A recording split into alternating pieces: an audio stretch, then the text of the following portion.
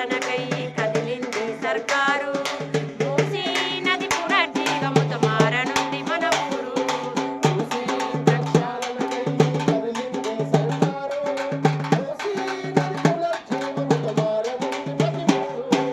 మూసీ ప్రక్షాళనకై కదిలింది సర్కారు. మూసీ నది పునర్జీవముతో మారనుంది మన ఊరు. అనంతగిరి అడవుల్లో పుట్టి అడుగులు వేసినవమ్మ.